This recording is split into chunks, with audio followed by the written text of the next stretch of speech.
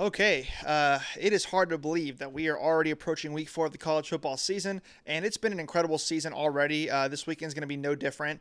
There are a lot of really important matchups this week, even if there's not some of those, big logos, big names facing off against each other. There's still some games that I think are going to really start to shape some conference standings here in that picture, what that looks like. So I think it's a really, really big week that is going to surprise a lot of people. There's a lot of really good matchups that I think are going to be a lot of fun, a lot of high scoring games. So let's go ahead and get right into it with Illinois versus Indiana. And all offseason, people, including myself, have been calling this Illinois team the next Indiana.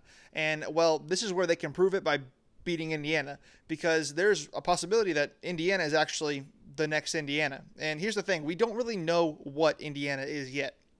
They haven't played any quality opponents, so it's hard to judge where they stand. Illinois, on the other hand, they have already gave us a dominant win over Duke, and we've seen just a little more from them, so we can trust them a little bit more, I think. That said, not much has really changed in how people view these two teams from the preseason. Both rosters brought a ton back. Indiana returned the core of that playoff caliber team, and Illinois returned the pieces from a team that was trending upward at the end of last year. So this is going to be a pretty interesting quarterback battle, too. Both guys are really, really accurate. They both take care of the football. And, I could see both of them playing really well in this game, but I got to give the edge to Illinois. Their quarterback is the proven vet. We know what he can do in big games. With Mendoza and Indiana, we think we know what we're going to get out of him, but we just haven't really been able to see it yet. Coaching matchup, that's also fantastic. I've got a ton of respect for both of these guys, Brett Bielema and Kurt Cignetti.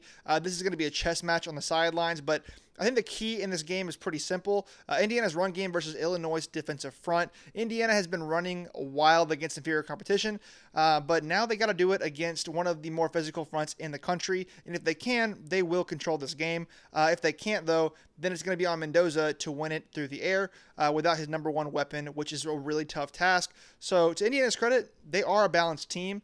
They spread the ball around, and their defense is opportunistic, so they should be pretty solid, and they've got home field advantage. But Illinois look like a more complete team, in my opinion, explosive on offense and dominant on defense, and they are really, really tough in the trenches. The only concern I really have here is that their run game is a little bit inconsistent, but they're pretty physical enough up front that I think they'll be just fine. So in the end, I am taking Illinois in this game. They've proven more so far, and they've got the steadier quarterback, and I just think that they will walk into Bloomington and prove that they are the real deal.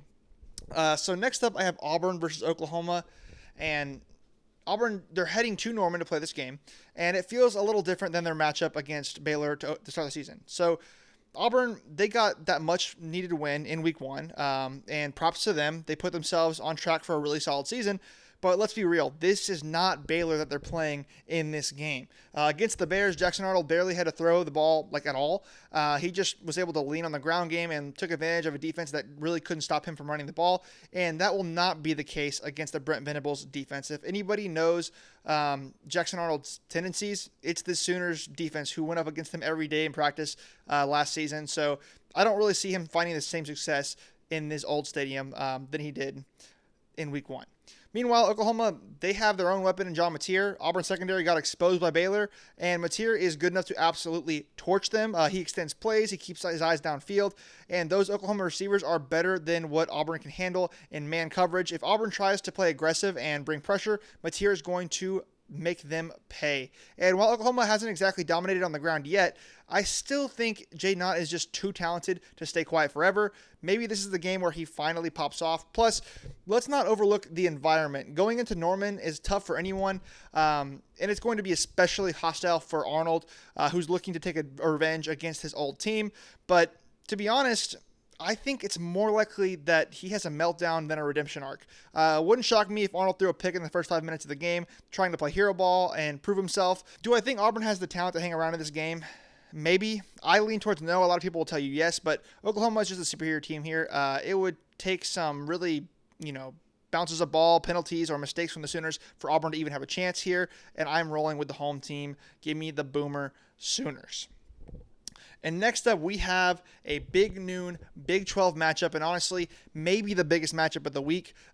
These are my two current favorites to win the conference, and that means that this game could go a long way in deciding who ends up with a playoff spot. Both teams come in after absolutely throttling inferior competition in the first 3 weeks. So this is the first chance for both of them to see what they're made of. On one side, you've got Utah, the definition of physical. They've got one of the best offensive lines in the country, a quarterback in Devin Dampier, who is a real problem, and the defense that is as physical as anyone in the Big 12. In fact, way more physical than anyone in the Big 12. I feel pretty confident about that. And you already know Kyle Whittingham is going to squeeze every single ounce that he can out of this roster. We see him do it every single year. On the other side of the ball, you got Texas Tech, and they went out and spent a bag in the transfer portal, more than anyone has since the portal era began. So from a pure talent perspective, they clearly have the better roster talent-wise. But here's the thing.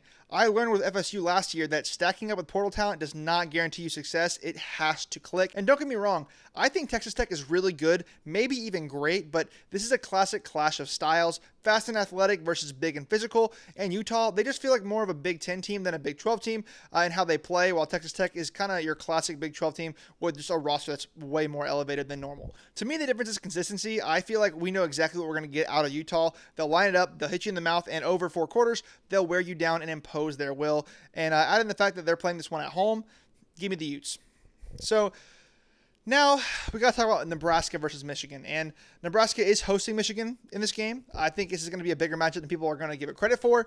Michigan is going to be without their head coach, Jerome Moore, because of suspension. And honestly, that just makes this game even more intriguing. But this one really feels like one of the turning point games for both programs, where we figure out the trajectory of what both of these teams are going to be this season. Michigan, they lost to a really, really good Oklahoma team, but this is their chance to prove that they are still one of the top dogs in the Big Ten and maybe even in the country. For Nebraska, though, this game could be their announcement to the country that they are a real contender after stumbling out the gates in week 1. They still got the win, but they stumbled a little bit. And like most Big Ten football, it's going to come down to the trenches. Michigan has a big edge here, especially on the defensive line. That group is legit. That means Nebraska is going to have to find ways to make plays outside of the trenches, and that's going to fall on Dylan Raiola. Is he ready to put the offense on his back and make it happen through the air? Well, that's why Nebraska brought him here. So we'll see if he's able to shoulder that load, though. It's a big responsibility against the best defensive front maybe in the country. So it's going to be a tough task, but if you're a Nebraska fan, you got to believe that your guy can do it. The good news for Nebraska is that Michigan isn't exactly explosive on offense, and the receivers are definitely questionable. So you don't necessarily have to score a bunch. You just have to score more than the other team. Like, duh. But Bryce Underwood, I think he's going to be the X factor in this game. He's got talent, and if they get him more involved in the ground game alongside Justice Haynes, that's where Michigan is going to really just start to click on offense. So I expect Nebraska to sell out against the run in this game, force Bryce Underwood to really beat them through the air, and that's a matchup I definitely want to see. Nebraska secondary and man coverage against Michigan's receivers. I do think Nebraska secondary is plenty good enough to cover Michigan's receivers if that does happen. But if Underwood can make the throws and punish that strategy, Nebraska's defense is in trouble. And here's the thing. Nebraska has already shown that they can get gashed on the ground. Cincinnati did it, and now they're facing Justice Haynes and a quarterback in Bryce Underwood who can also run the ball pretty well. If Michigan can run it even against a loaded box, that's where this game is not going to be close if that does happen. So watch out for that for sure. But at the end of the day, I think this is a low-scoring, grinded-out game. Both defenses are top tier. Both offenses are flawed, but I trust Michigan a little bit more in this game. They're the more complete team, I think, and they've got a better run game, and they've got a quarterback who's improving every single week, so give me the Wolverines. All right, so now we got to talk about Baylor versus Arizona State, and man, we have a quarterback duel in this one. Sam Leavitt versus Sawyer Robertson, and Sam Leavitt came into this season as a Heisman contender. We know that he can ball out as he did last season, but he has not quite looked that sharp this season. Meanwhile, Sawyer Robertson, he looks like maybe the best passer in the country. Definitely going to give the edge to Robertson when it comes to quarterback play. But if Leavitt gets back to last season form, this is a very competitive matchup. And there are some really solid NFL receivers on both sides of the ball. So expect a lot of points in this one. Or whatever the total is, take the over. I haven't even looked at it, but I would take the over regardless. Baylor does get this game at home, so that is definitely worth noting. Both teams are absolutely in the Big 12 title hunt. Both have a non-conference loss. So I would argue that Baylor's loss is a little bit less bad. They lost to a better team, but Here's the thing. I think Arizona State has the more balanced offense. We know Baylor is vulnerable on the ground, and we saw that Arizona State can run the ball even without Scadaboo. The more that they can do that, the less that Robertson has the ball in his hands, which is something ASU definitely wants, because even though I think Arizona State has a better defense, Robertson has looked good enough to get his no matter what. I also think that Baylor has the more impressive win up to this point with that comeback victory over SMU. I'm honestly going back and forth in my head over who I'm going to pick in this game, but I do think I'm going to go with Arizona State. I think they have more ways to win in this game. So give me the Sun Devils, but I'm not really confident in this pick at all. All right, now we got to talk about Tulane versus Ole Miss, and this is Tulane's chance to make their case for the college football playoffs. They've already proven that they can hang with the power conference teams. They took down Duke and Northwestern pretty handily earlier in the season, but this is a different kind of game. This is the best team they'll see all season, and if they want the CFP to respect them, it's a must-win game, especially when you got a team like USF who's also fighting for the spot with 2 ranked wins. So on the other side of the ball, you got to be pretty happy if you are a Tulane fan for some of the edges you get in this matchup or some of the aspects of this matchup. For one, Ole Miss is coming into this game looking pretty vulnerable. Their starting quarterback is expected to be out, and their defense last week, well, let's just say they didn't inspire any confidence in me. The thing is, though, that backup quarterback, he looked just as good, if not better, than their starter, so it's not like Tulane is catching a huge break there. So here's what I expect. Tulane will be able to score in this game. Everyone has been able to score against this Ole Miss defense, and they've got the firepower to really keep up in a shootout against this Ole Miss team. The question is, can they do it for all 4 quarters? And early on, I think this game will be back and forth, touchdown after touchdown, but as it wears on, I just trust that Ole Miss has the depth and the playmakers to take control of this game. So that's why I'm leaning Ole Miss in the end. But don't be shocked if Tulane finds a way. They are a really good football team, and there are plenty of points to be had against this Ole Miss defense. If they can get a couple stops, then this thing could get really interesting.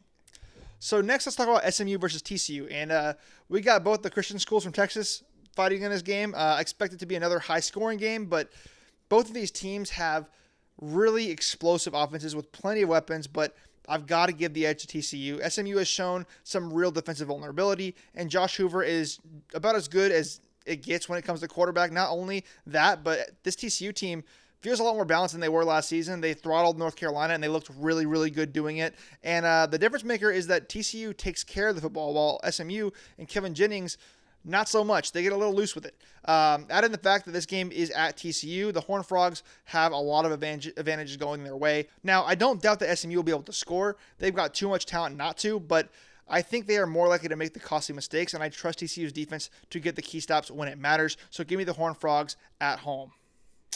Now let's talk about South Carolina versus Missouri. And after a devastating loss to Vanderbilt, South Carolina has to head to Columbia. Not their Columbia, but the one in Missouri, to take on the Tigers, a team that's absolutely rolling right now. And honestly, the Gamecocks haven't proven anything to make me think that they can win this game. Like I said before, outside of Nick Harbor, there aren't really any reliable receivers. The defense has clearly regressed from last season, and they just don't have a true rushing attack outside of Lenora Sellers, who may not even be healthy enough to play in this game. Now, if Sellers is on the field, South Carolina at least has a chance. Maybe not a great one, but a chance nonetheless. If he's out or limited, they honestly have no shot, in my opinion. Missouri's defense is just too good, and they've got great quarterback play out of Beau Pribula. They can out-physical you in the trenches, and they've got the explosive plays to stretch the field. They are simply the more balanced and complete team, and they're at home. I'm emphatically taking the Tigers in this game. All right, now we got to talk about a game that I really thought in the preseason was going to be one of the games of the week, if not the game of the week. College Game Day still thinks so. I disagree with them. Both of the teams here look like they were poised for a big season in the preseason, but only one of them held up their end of the bargain, and it's the team playing at home. And if you haven't picked up what I'm talking about, it's Miami versus Florida. I could go position by position, but honestly, it's not worth it. Miami is going to win this game emphatically. Does Florida have comparable talent? Sure, but the difference is execution. Florida just hasn't been able to put it all together, and this matchup is not where you fix those problems. Now, in most of their games, Florida actually has the edge in the trenches, at least on paper, but not here. Miami is dominant on both sides of the ball in the trenches, and this might be the one matchup all season where Florida doesn't even have that to lean on. And if you think DJ Lagway looked vulnerable and rattled against USF and LSU, just wait until you see what he faces with Miami's pass rush. It's going to be absolutely relentless. Florida could lose this game even if Miami plays it safe, but the problem for the Gators is Miami won't play it safe. They will attack and they will dominate. Florida's defense is good, but it will not be enough. Carson Beck is efficient, and he'll take what you give him, and he'll move the ball more effectively than any other team Florida has faced so far. Bottom line, Miami would have to implode to lose this game, and Florida's offense is just not built to keep up here. Now, the last game I want to talk about is a really, really quick one. I'm not going to get too deep into it, but that's USC hosting Michigan State, and the Trojans are just the better team, clearly. Year over year, USC's defense continues to improve, and you already know that Lincoln Riley is going to bring it on offense. He's the quarterback whisperer, and Mayava looks every bit the part this season. Michigan State, they look pretty pedestrian, better than last season maybe, but not by much. They had to take a bad Boston College team to overtime, and that's not exactly inspiring confidence going into the Coliseum. I just don't see them taking this one. USC is going to roll. And that's it for my predictions this week, guys. Please like, comment, subscribe, and have an incredible week. Peace.